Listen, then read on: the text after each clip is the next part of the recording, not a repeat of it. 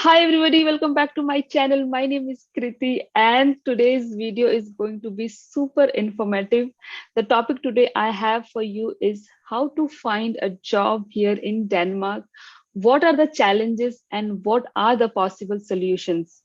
And to discuss this with me today, I have a very special guest, Kate, who is a career consultant here in Denmark.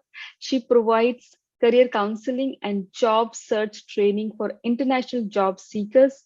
She conducts physical and online workshops, also offers feedback in CV, cover letter, and LinkedIn, and also coordinates, creates, and promotes job searching events and talk series. So, welcome, Kate, to my channel. I'm super happy to have you. A big hello to you. Hi, Kriti. And first of all, thank you so much for just inviting me to be on your YouTube channel and being a guest here. And I'm just really excited to share my story and to give some tips and tricks on searching. And yeah, I'm just really looking forward to your questions. I'm very curious Yeah. what you have for me. Yes, and Kate, to begin with, tell us a little bit more about yourself, like how you came to Denmark and how is it right now for you to be in Denmark? Yeah, so really the short answer is that I came here for love. I was living in Germany for 6.5 years before I came to Denmark, and I met the love of my life through a mutual friend who was an exchange student at my high school, by the way. And we just met at a party, and I don't really believe it love at first sight, but this was the man I made an exception for. Um, and yeah, and we were like together and going back and forth, um and then I was offered a job in China to be an English teacher, because I was teaching English while doing my PhD, because my original goal was that I was going to try to do my academic career in Germany. And it didn't work out. I couldn't find the funding, and when I told him about this job opportunity in China and that I applied for, I did the interview and got accepted. That's when he invited me to come move in and be with him in Denmark. And really, and this goes more into depth about this, like my strategy about reinventing yourself. So we'll go into that later. If you like, we can talk more about it. But I really just, after looking at the different options, I just decided to take that chance and go. And then I came to Denmark, really. And that's my story. And yeah, I really love Denmark. And to answer that question, I really think there are so many benefits to be here. But of course, there are the challenges of being here, right? And there are certain aspects that, of course, I would never say I'm still overcoming them. Like, I've been here for 5 years as an international now in Denmark. And even with my own story of job searching and, now being an entrepreneur, I'm starting to understand all aspects of what it's like to be an international, being an entrepreneur, being a job seeker, what it's like to work here. And there are some great benefits, but there are also its challenges in itself. And I just really hope that my story and my experiences can help others. And that's really why I became a career consultant, because I have the practical experience, right? I have had more than 5 jobs within 4.5 years in Denmark within the sales startup industry. And I had to reinvent myself completely. And really, yeah, and then that really just started when internationals who came to me for advice. I just realized, okay, this is what I need to do now. This is a sign that I just need to do this full time. And yeah, that's my story and my love of Denmark, I guess you can say. So yeah. Yeah, it's like, like I also moved to Denmark for love, but I really like your story that, you were working and now that you are doing what I think you're passionate about, as you're saying. So how did that happen? No, like as we're talking about, how did you reinvent yourself professionally here in Denmark? Yeah, oh my gosh. I mean, because the thing is like, I have reinvented myself so many times throughout my life, not only in Denmark, but like before, because I think one of the things I need to say is that I think a lot of internationals who come to Denmark, they come here thinking, oh, because I have this degree and I've worked so hard for the degree that I have, I must do this. Like, I must use my degree because this is what I've like put all my time and energy for like 4 years, 5 years, 6 years, however many years it took for you, right? And we tend to forget that we have so many skills and competences that could be transferable into other areas that are in demand of the market. So what I did was that when things weren't working out in Germany, when I was a freelance English teacher in Germany while supporting myself doing my PhD because I was still looking for the funding. I basically, when I made the decision to go to Denmark, or beforehand, or just making decisions, okay, do I go to Denmark? Do I go to China? What do I do? I always do lists, and I realized that when I was doing like, okay, the pros and cons of going to China versus the pros and cons of coming to Denmark, and then it took me a little while to figure it out, but then I realized, like, at the end, like, it was just really like this epiphany, right? I had this moment where I realized, like, when I asked the question to myself, what would make me happy? Yeah. I was like, it doesn't matter. And I also recommend that even when you're job searching here, when you're offered more than one job, like, focus on the pros and cons. And even when you're reinventing yourself and saying, okay, I need to do this, I always believe in making lists. Like, make a list of all your strengths and all your weaknesses and be honest about that. And when you're making this list, also think about your own childhood. You need to go much, much more in depth with your own life experiences, because I believe that when we're children, something is just born or inherent within us, because some things are just because of our personality and who we are, and some things are very natural to us. So I want to give a few examples. So, like, from my childhood, one of the things that I learned was, like, well, it was like, sales is always was in my blood. I firmly believe this. And one of the things that I did was pick up golf balls in my dad's field, because my dad's a farmer, and we would pick up golf balls in the field because we were right next to the golf course. Then I would pick them up and say, oh, these are scratches, so this is one price, and those without scratches are another price. And so I'd go and to the owner and buy, and then we'd negotiate. And then, and I would always pick corn from my dad's field, like, because he would plant the sweet corn, and then I'd also make prices based on whether we take off the leaves or not on the corn. I was always number one in sales at my private school that I went to. And so what I did was that when I reinvented myself, I was looking deeper into my own self and my own story. And when you start thinking of stories to be able to show to the employer, whether that be your interview or your motivational letter or whatever, when you're reinventing yourself, think about these stories from your childhood to help show you what skills and competences that you were inherently natural or born with, right? Or something that you grew from that. And I think we tend to forget that. I know it's a challenge for most people, because the biggest mistake a lot of internationals make, especially when it comes to the question of tell me about yourself, they start with university. And I'm like, no, you need to go deeper. And especially when you're reinventing yourself, just really make that list. And then one of the things that you can do is look for on the positive list. It's whether you're an EU citizen or a non-EU citizen, you should look into that. And the positive list on NUI Denmark, it'll be in the description below in the YouTube description with NUI Denmark positive list. There are two types of lists. There's the list for those who are academics and those who are skilled labor. And what you can do with this, and what this list means, is it's not a visa. It just means that it's easier for you to acquire your visa or to get a sponsorship for your visa.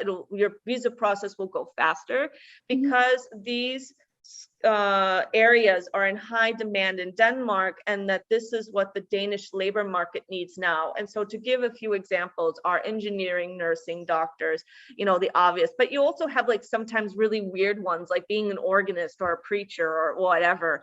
And you can just simply find that in the list. And that could be an inspiration to say, okay, this is what the Danish labor market is needing now. And the Ministry of Labor posts this, like makes the new list for every 1st of January and every 1st of July. So it's very important to be updated on this, and to just, you know, see if, like, when you have this list of all your skills and competences and all like your hard skills and your soft skills, and just making the list, and you're also looking at this positive list, this could help you say, okay, is this where I want to go? And then, excuse me, if you you know, if you decide you want to do something completely different, and you know that some of the skills are lacking, you have to ask yourself the question, how hard am I willing to work for this in order for me to go where I want to be? Am I willing to have a new education? Am I willing to take the time to do certificates? How far are you willing to go to help yourself grow professionally? And that's a question that you just simply, I can't answer that for you, right? Only you can do that. And I think really the other thing that I need to mention is that I think a lot of the times as internationals, we tend to think, okay, well, there's many internationals that have been looking for years. You know, they've been looking for 2-3 years. They've been here in Denmark as a spouse. They can't find anything. And then they think the solution is to get another master's degree in Denmark. And it really, it's just, I think it's a huge mistake, because it's like, it just, how to put it, like delays the inevitable, where you're just going to be in the same loop again. And that's really what it is like, I firmly believe that the issues are that it's not about your education normally, most of the time. It's really about learning how to communicate your value to Danish companies in a Danish cultural context, and speaking their language, and learning how to do things differently, or maybe learning how to do things successfully from an international's perspective as well. You know, so it was a long answer to your question about reinventing yourself, but I really hope that those tips could help someone who, you know, who's thinking about doing an education or something, or whether to do something completely different, you know. So. Yeah, I know. I like the fact that, Kate, you mentioned about, you know, think about your childhood, like what you wanted to do, and those things are really important when you are trying to reinvent yourself, you know, in a different country. Yeah. And sometimes it's like you are just taught that, okay, you just need education, and that will help you get jobs in life. But after, you know, living here in Denmark, I also have found that, no, it's more than that. It is. You need to understand the Danish work culture, the values, what can you bring to the table, not just saying, okay, tell me about yourself, I have these degrees. I really want to understand from your expertise how to find a job in Denmark. And the scenario that I have is like, if a spouse accompanies the working partner who got a job here in Denmark, and the spouse is skilled to work in Denmark. In that case, what are the steps, what are the tips and tricks that you can share to help internationals seeking a job in Denmark? Yeah, and I think, and it's such a long answer to do it, right? But one of the things that you need to do, especially as, like, you know, I think it's more about more than just being a spouse as well. And also, or if you're a student or graduate, you need to learn how to take initiative and how to be proactive. And that's, I think, really difficult for most internationals to do. And to, you know, not be afraid to ask for help, and to just get all the resources. And one of the great things is, like, you know, here, like, here's a YouTube video, like, and now you're watching this to get some tips, and you're doing the first step already, just watching this video here, right?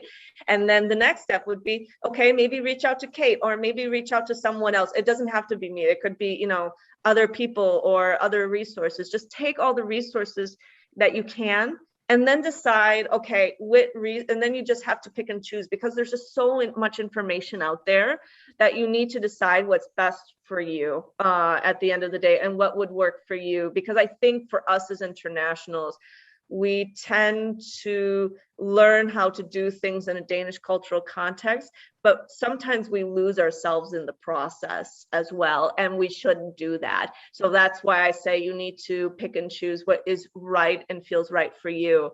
And one of the things you need to do, to going back to taking initiative and being proactive, you need to, when you see a job ad that you feel fits you, you need to make the call.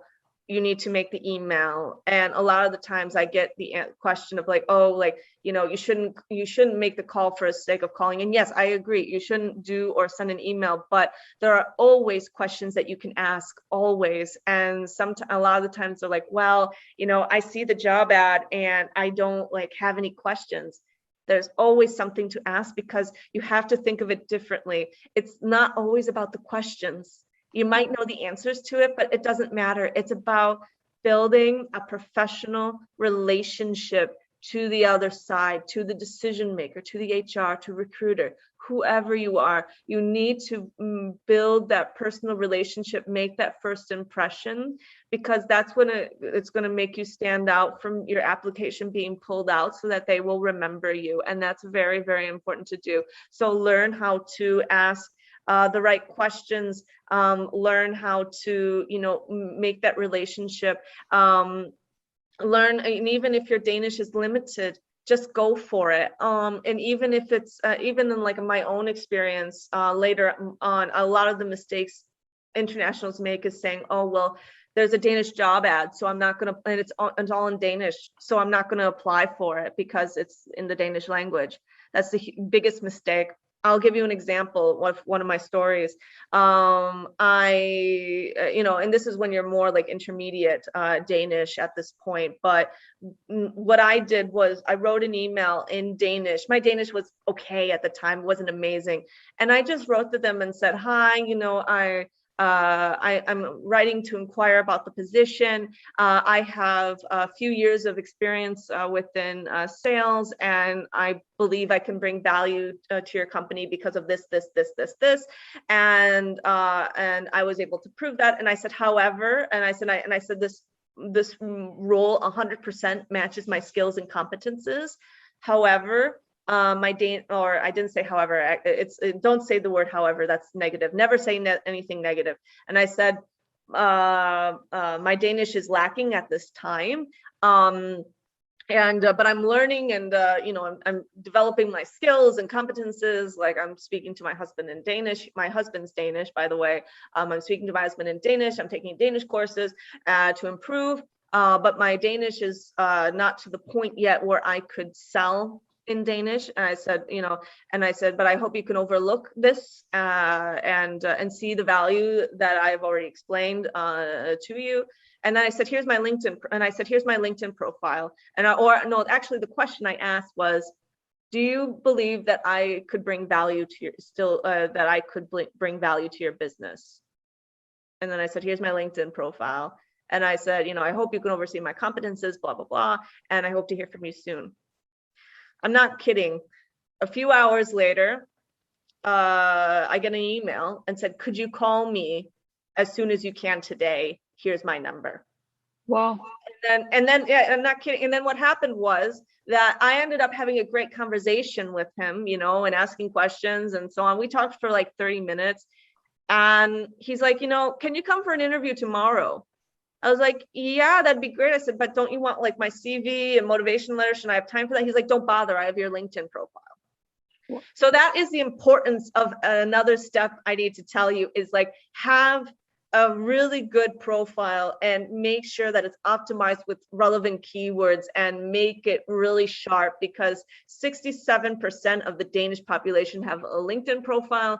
Is heavily, especially now within the last month, that I have noticed more and more companies are really like using LinkedIn more than ever now. Like Denmark uses LinkedIn more than any country in the world per person per capita. So it is very important to have like a really good LinkedIn profile, because it is just, yeah, it's just a necessity. You need it. If you don't have it, you are missing out. Like you need to make it sharp and sweet to the point. And I can do a whole like like a workshop about, you know, with LinkedIn and the tips and tricks and all that, but just really like make sure you get it today.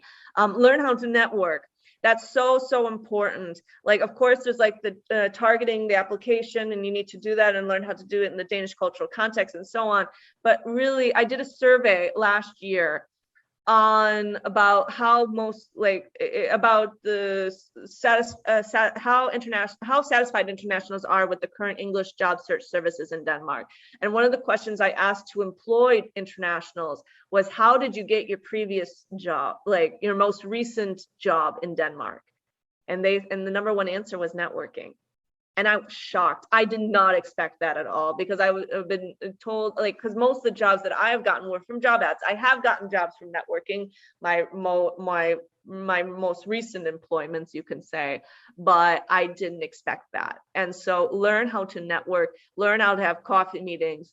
It's an art, and especially during the COVID time, I got a lot of I asked the question to a lot of internationals who I talked to when I advised them on what sessions to have. I asked the questions, are you networking? And they're like, no, because of, you know, COVID, I haven't been able to network. And I said, well, you can network online. It's a huge mistake. Like, networking is not about meeting people only physically.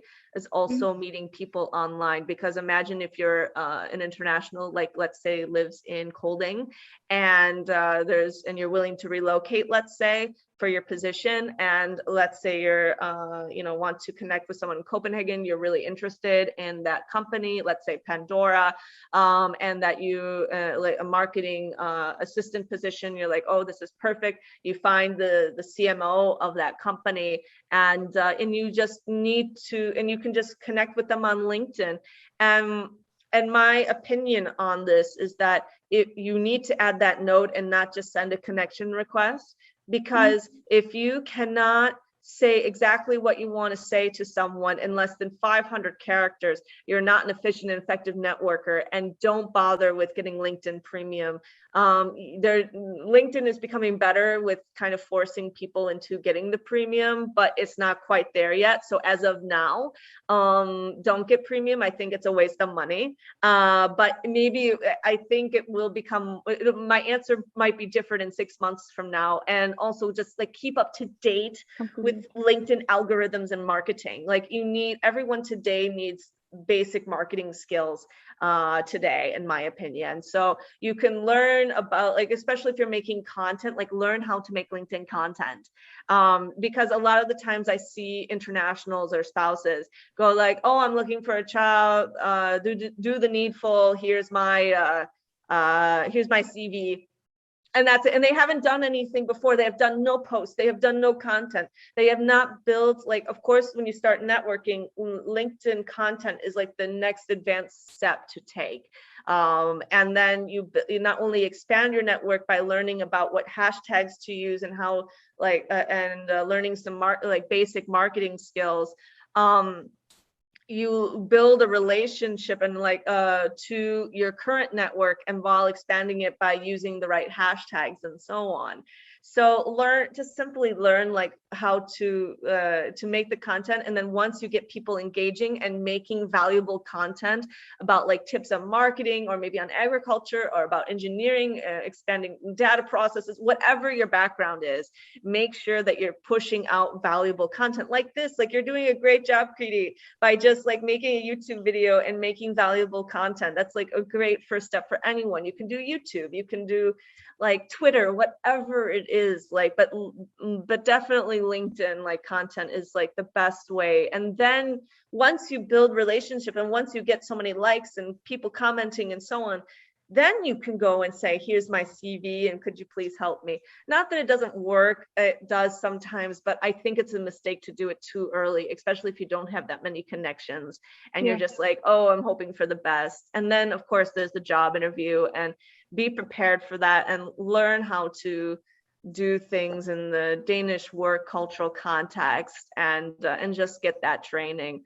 And that's like the steps that I would say with some tips on that.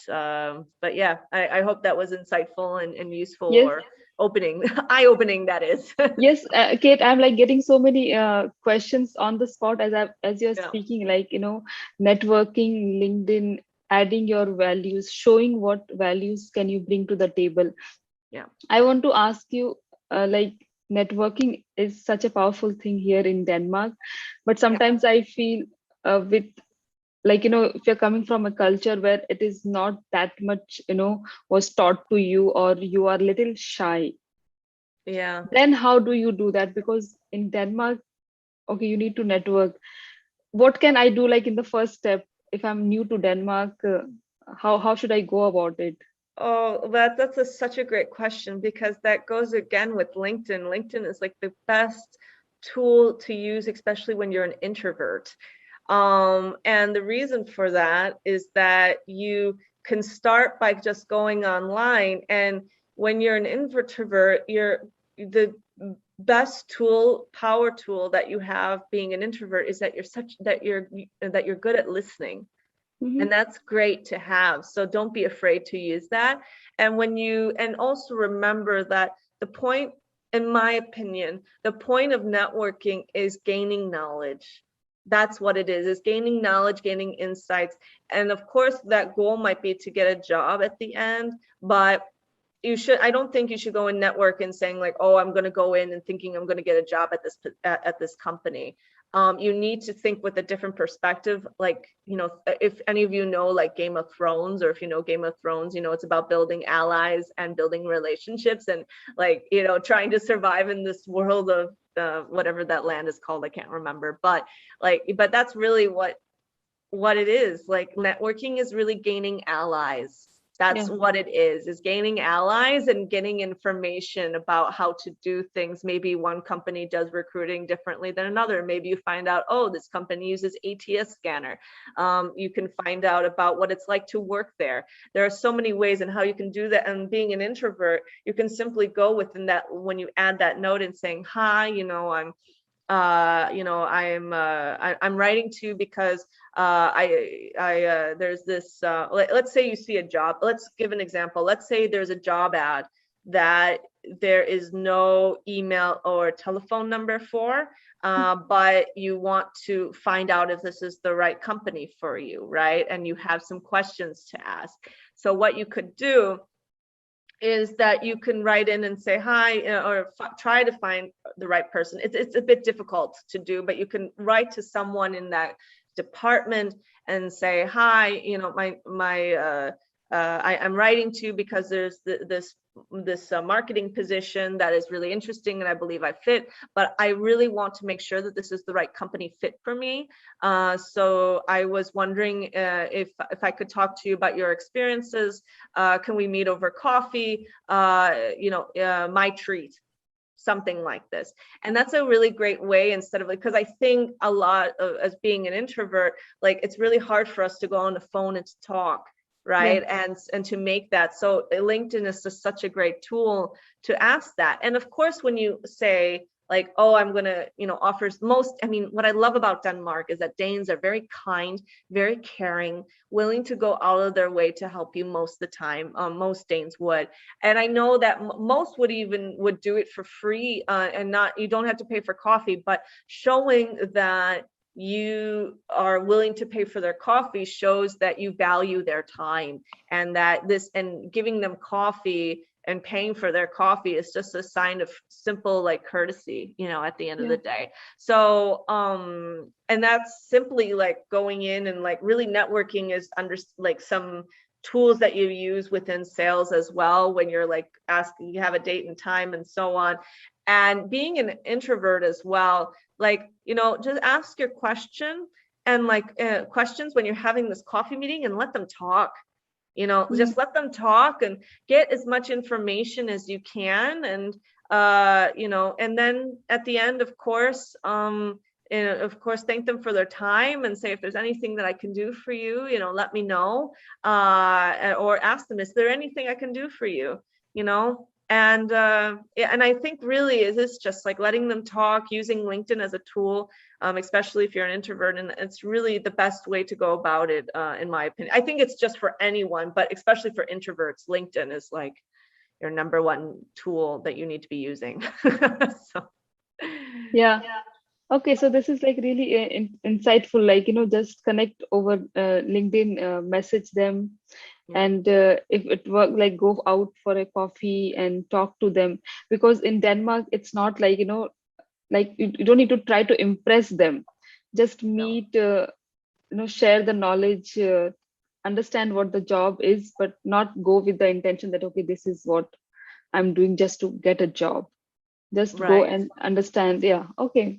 Yeah, exactly. Just just have a conversation, build knowledge. Like, it's an informal meeting. And I think a lot of the times, I think the most difficult thing for internationals to understand, and even for myself, I still have this challenge sometimes to understand the difference between, okay, is this a coffee meeting or is this an interview? And Yeah. that can happen sometimes. So, yeah, just, and just ask what you can always do is you always use your international card if you don't understand, and say, look, like if you are because sometimes they'll just, when you apply for a position, they'll say, oh, well, let's meet for an informal coffee meeting. That's usually a sign that that's just like it's not really a formal interview where you go to the company, but maybe you meet at the cafe, or maybe you are at the company, but it's more a little bit more casual, like business casual, in that sense. So if you're very confused by that, that could be like a tip, and saying, if they say, oh, like about meeting for coffee, then it's just a coffee meeting, right? But if you think it might be a job interview, you can just use your international card and say, I'm sorry, like I'm an international here. I'm very new in Denmark. Do I understand that this is a coffee meeting, or is this is this simply, just say, ask them, is this simply a coffee meeting? And then they'll get it, because then if they say yes, or then okay, this is just a networking meeting, or like a pre-interview before the interview. Or they'll just say no, like they'll say this is a job interview. They'll be very direct with you about that. But if you say in the question, is this a job interview, then they'll feel a little bit weird. Just say simply, do I understand that this is a coffee meeting, like only a coffee meeting? And then, yeah, like a professional coffee meeting. And then that will help you understand the difference. I like what you said, like play your international card. Yeah. Just mention that you are an international, you are new to Denmark, and you're just trying to understand. And like you mentioned, that this is one of the challenges to understand, what type of meeting it is. I want to also understand from your point of view, Kate, what are the challenges, when it comes to looking for a job? Like, one thing I have heard is, in Denmark, it is difficult to even get called for an interview Yeah. sometimes.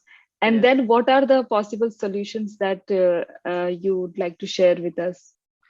Yeah. So the three challenges that I believe that internationals face are the Danish language.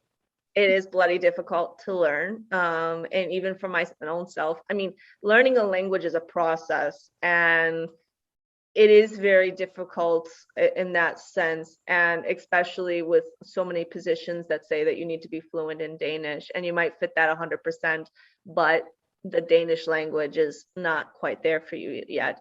What you can do, especially when you have a call, or take that initiative, is that it depends on the job ad, right? If that job ad is in Danish, and doesn't mention that you need to be fluent, then just ask, one of the questions that you can ask and say, is being fluent in Danish a requirement for this position? And then you can just tell them, to show them that, saying like, I am making an effort, I'm working hard to learn Danish, and I'm taking courses, and as I mentioned, these are the skills and competence. You can mention the value that you can bring, but you're like, I am making an effort, this is lacking. And then if they say, yes, it is unfortunately fluent in Danish because of these reasons, then you just are like, okay, well, thank you so much, because thank you very much for your valuable time, and I hope you can find like the right candidate. And then you hang up, because we tend to forget that that our time is valuable too as internationals, and we need to like use our energy in other places. Because imagine if you take a job, like imagine you don't ask any questions or send an email, right, for your questions, and you find out that they're not going to even consider you for the position. Then you've wasted 3 hours of your time. That, let's say that that's how long it takes for you to target your application. And you say, then you've saved yourself 3 hours, like literally just saved yourself 3 hours of a position that they would have never considered you for to begin with. And that's the importance of a call as well. Or let's say, you have a position that, that says that you need to be fluent in Danish, like straight out. And then you could ask the question in English, like, could you please help me understand why being fluent in Danish is important to you? Because you see what I did there? What I did was I didn't go out and attack them in any way. I'm just simply asking them, like, could you help me understand the importance of learning a language? Because and then you can tell them the efforts that you're doing and the value, and say, yeah, I'm just trying to understand why this is still why this is important. And then if they're like, that does happen, where you do have the occasional person that is grumpy and saying, well, you're in Denmark, you need to be fluent in Danish, right? There will be people like that, and then you're just like, that's fine. And okay, that's okay. Thank you for your time, and I hope you find the right candidate. And you have to say to yourself, it's okay, because you have to, your time is valuable, so valuable. So remember that, and and it's okay to not apply for positions. If you're not going to have the chance, if you're not going to be given a chance to apply anyway, so. But yeah, that's one tip. The other one, there's two other ones. Challenges I think internationals face are racism and sexism. And I know this from my own.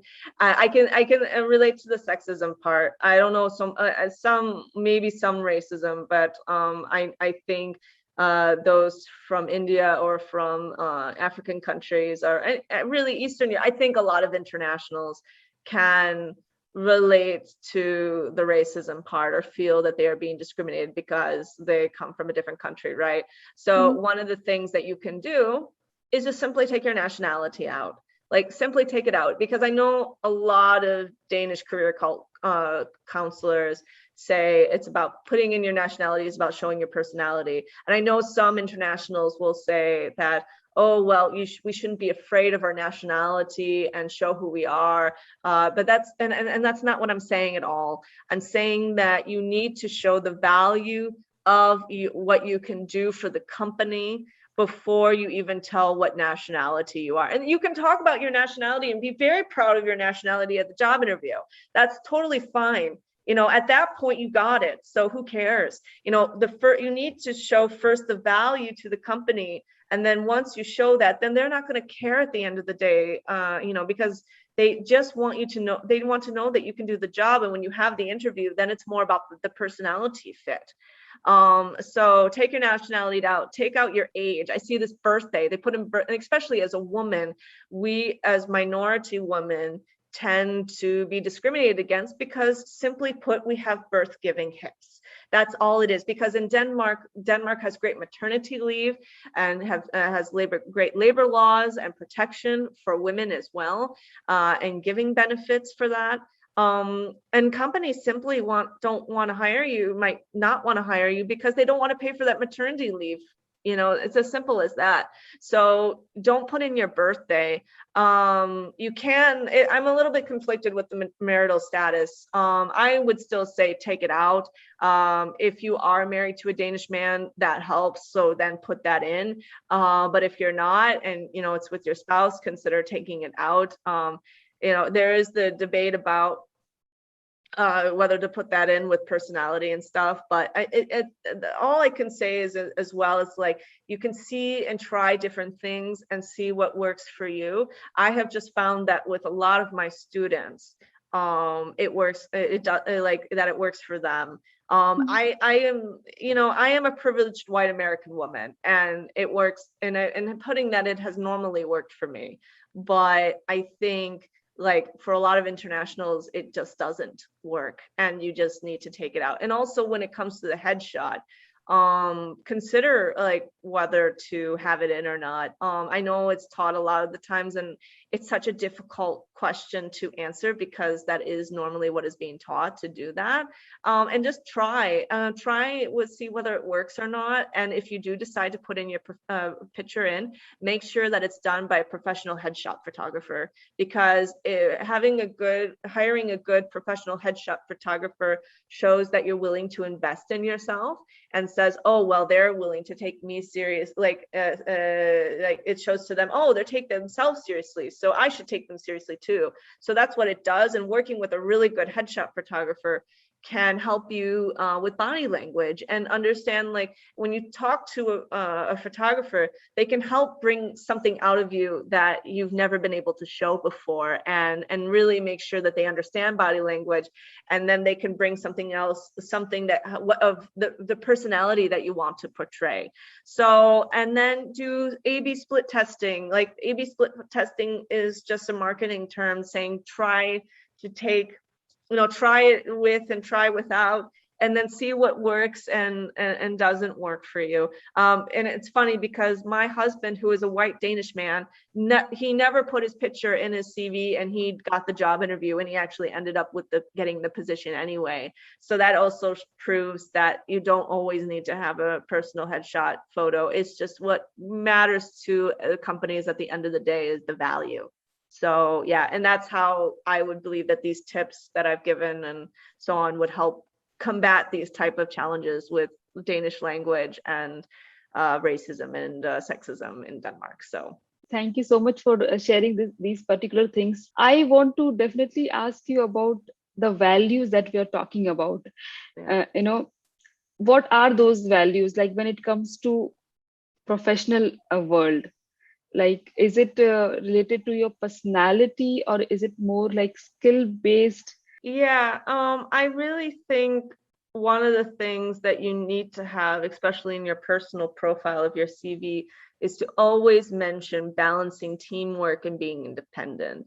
They really, really value teamwork, because if you think of Danish culture, they are a giving culture. If you think about it, Denmark is a welfare state, right? So it's about helping those in need, like your taxes help pay for to help people who are handicapped, or the elderly, or having or having unemployment, whatever, right? It's always about helping those in need. And I think when you say something like teamwork, it shows that you're willing to go to help them, like when it's necessary, when it's appropriate. And also when it comes, but they also expect you to be independent and being proactive. That's very important, that you're willing to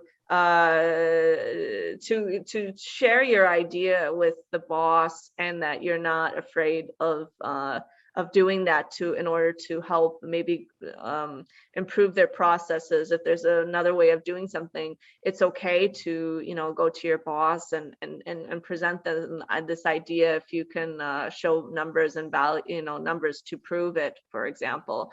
And that's really important to show. Another thing to also remember when it comes to value or Danish values is this idea of Jentelov, or the law of Jente. And it's really difficult because as internationals, of course, we really want that job. And so we want to be like, oh, I won all these awards and I was #1 in my class and I had all these grades.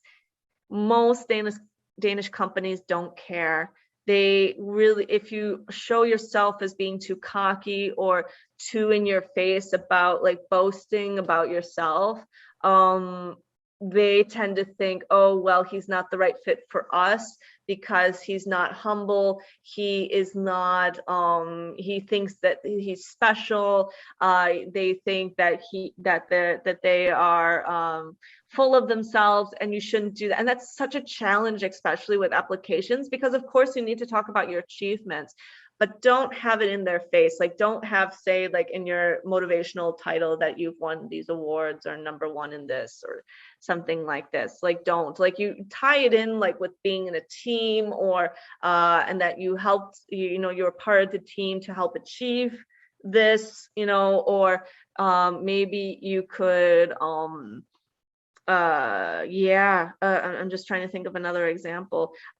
Just say like, I believe I can bring value to your company, and that's really difficult because of course, like, I know especially in Indian and American cultures, we tend to say I do, like, I will do this, and it's like, and I think for in Danish culture, I think they might view some of the things as over promising, like don't ever over promise on on a promise that you can never like keep, or that you can't, like, that you know that you can't do.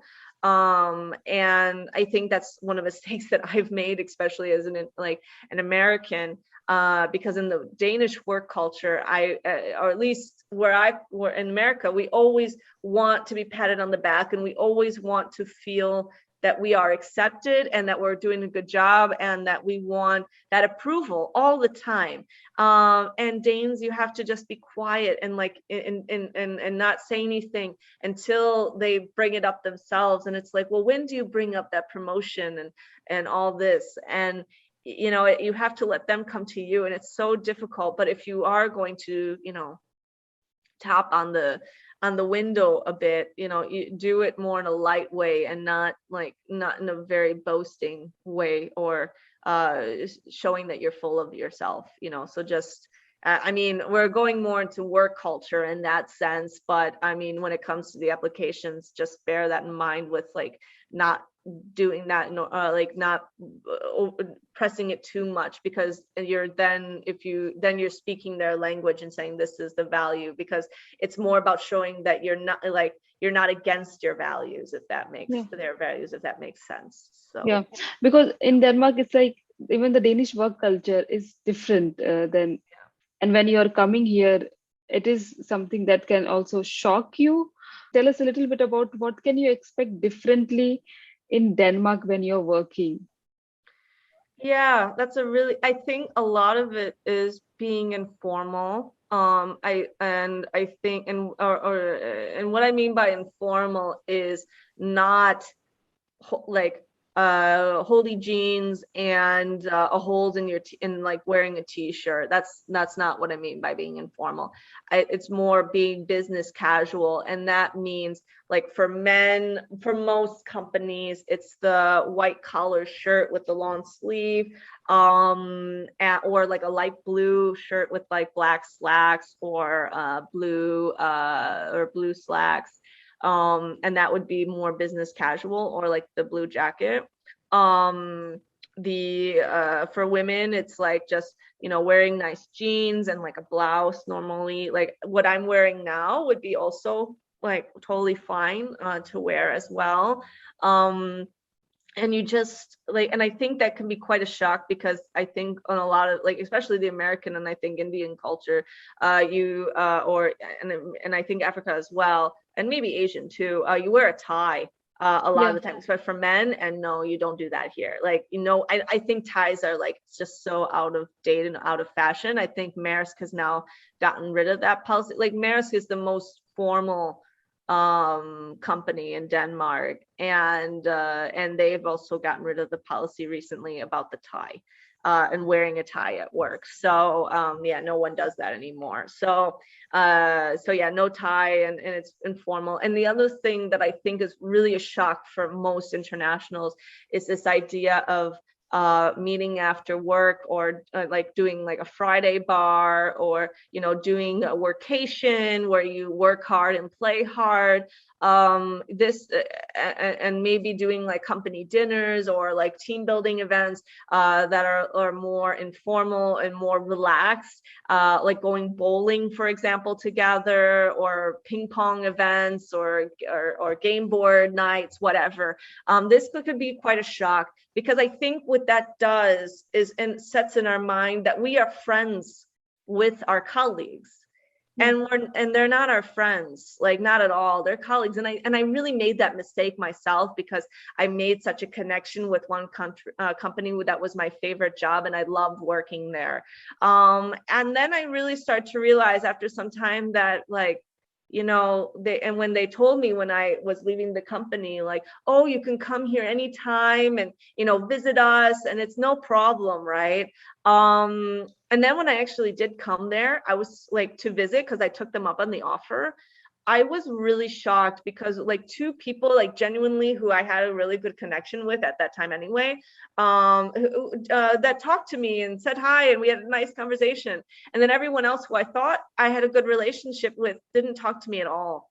And I was really, really shocked by that, and realized, oh, this was, they were my colleagues. They weren't my friends. And that can be so confusing for a lot of us. So yeah, don't do that same mistake that I did, I think. And remember that, like, have fun, enjoy, but remember, like, it takes time to build relationships, because in Danish culture, when it comes to friendships, and working with them, it could take like 20 years, to do that. And don't go and, like, invite them for dinner. I did that, I think, once with my boss a while ago, and he just was like, oh, I have something busy. But I think, and I could read on his face like how awkward that is, because in American culture, like, you totally would do that with your colleagues. Like, you would invite them for dinner, and and have a chat, and do that. And in American culture, it's like, it takes time to do, right? So yeah, just remember that. And, like, it's okay to build. And of course, every experience is different. Some people might have totally different experiences of saying, oh, I've made friends, and that were my colleagues, and I end up doing barbecues, and, like, we've developed relationship, and that's fine. But just I'm just saying this, like, because it's also about protecting yourself, because they might, it might be misread, because it takes a long time to build relationships, most of the time, with Danes. And it's like, because when they consider you your friend, they build like deeper relationships. And that's also what I appreciate about Danish culture, is that the relationships are not usually superficial. They're very, very deep, emotional connections with them. And that's how that's what a Dane when a Dane considers you your friend, is when they talk things personally and, like, openly, and, like, when they invite you to your home and so on, then that means, okay, we're friends now. So just bear that in mind when you are in that work culture regarding attire, and about when and asking the question, like about the friendship versus colleague, so. Yeah, I think that's what, right? Like in Denmark, that's why we have work-life balance. Like, you have work culture, you have your work life, but then you also have your private life. So, Yeah. and it is like, they say it's difficult, but once you are a friend with a Danish person, it's a different feeling. So try to understand, like, where is the boundary with the work culture and the life, other Exactly. than the work. Yeah. So, Kate, in the end, I would like to know, tell us, where can people find you?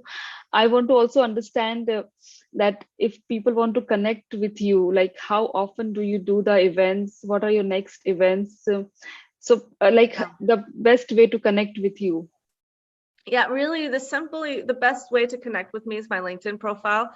It's going to be in the description below. Free, but when you connect with me, please write that, oh, like, I've seen Cleety's video, and I was like, and maybe it helped you, maybe not, I don't know. Like, just write to me and say, hey, like, I saw Cleety's video, like, can we connect? And then I would know it's like, a real connection, and then I'll connect with you, because I normally don't connect with people who don't tell me a reason why. So definitely make sure to do that. So you can connect with me on LinkedIn. You can also, if you want to do a more in-depth session with me on going more in depth about how to network, or LinkedIn profile, or targeting your application, your CV, whatever your needs are, and you want one-on-one training, you can go to my website, careerdenmark.dk. And also I have a lot of content there as well. So you're free to go on my website, go to the about section, and just like go for the content. When it comes to events, I'm actually going to be at Tech Barbecue on September 17th. Where I will be talking more about tips and tricks and how to get a job in the startup tech industry.